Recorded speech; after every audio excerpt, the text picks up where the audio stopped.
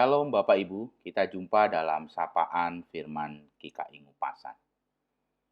Bacaan firman Tuhan diambil dari Injil Yohanes pasal 16 ayat 7 dan 8. Namun benar yang kukatakan ini kepadamu adalah lebih berguna bagi kamu jika aku pergi. Sebab jikalau aku tidak pergi, penghibur itu tidak akan datang kepadamu. Tetapi jikalau aku pergi, aku akan mengutus dia kepadamu. Dan kalau ia datang, ia akan menginsafkan dunia akan dosa, kebenaran, dan penghakiman. Bapak Ibu Saudara sekalian dikasihi Tuhan Yesus Kristus.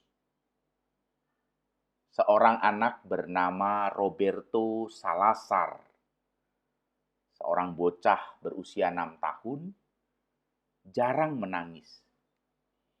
Karena Roberto Salazar ini menderita penyakit langka yang disebut dengan hereditary sensory and autonomic neuropathy.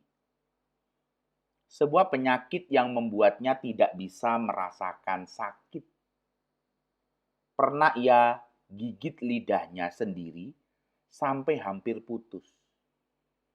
Orang tuanya panik, namun ia tenang saja. Di waktu yang lain, Roberto Salazar terjatuh. Kakinya terluka, tetapi ia tidak menjerit minta tolong. Ia bangun dan berjalan lagi dengan luka yang menganga. Kondisi ini sangat berbahaya. Tubuhnya bisa terbakar atau terpotong tanpa disadari. Rasa sakit memang tidak enak, tetapi perlu untuk menyadarkan kita jika ada yang tidak beres. Bapak Ibu Saudara sekalian kasih Tuhan.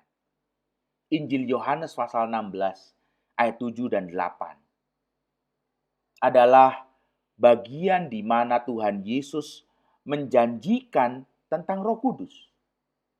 Menjanjikan kehadiran pribadi Roh Kudus dalam hidup kita.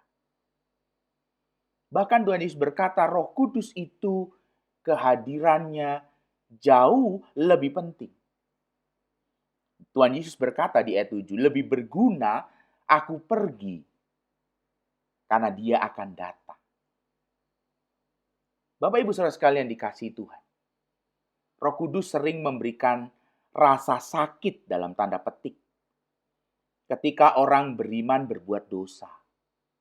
Dia menegur dan memberi peringatan supaya kita insaf, sadar.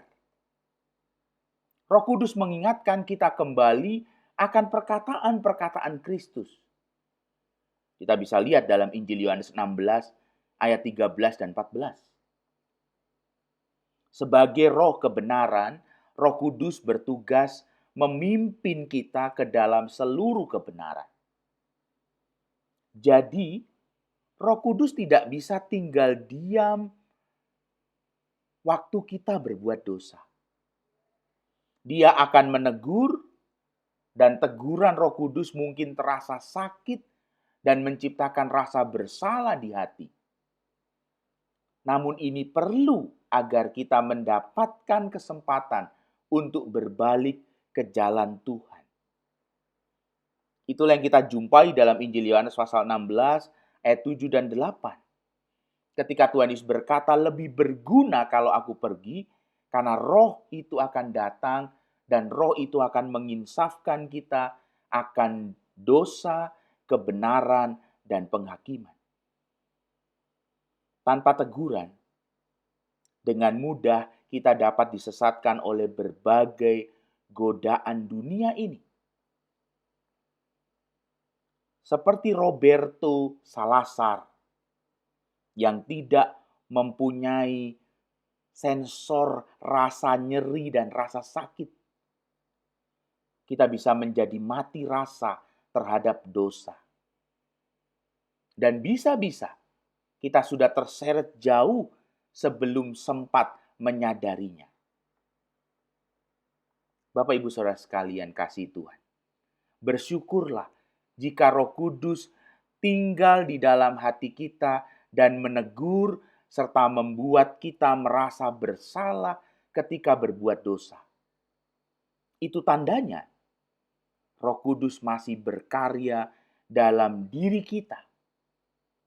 Dengarkan dan hargailah tegurannya. Jangan sampai hati kita menjadi kebal dan bebal hingga merasa nyaman dengan perbuatan dosa.